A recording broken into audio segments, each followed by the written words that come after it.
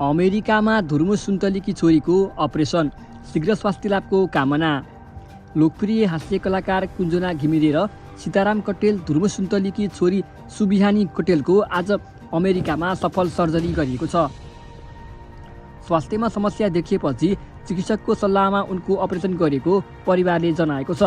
Surgery सफल भए पनि केही दिन चिकित्सकको निगरानीमा राखिने बताइएको छ। सुबिहानीको स्वास्थ्य अवस्था चाँडै सुधार होस् भन्ने कामनासहित परिवार, आफन्त र शुभचिन्तकहरूले प्रार्थना गरिरहेका छन्। सामाजिक सञ्जाल मार्फत पनि हजारौं दर्शकहरूले सुबिहानीको शीघ्र स्वास्थ्य लाभको कामना व्यक्त गरेका छन्।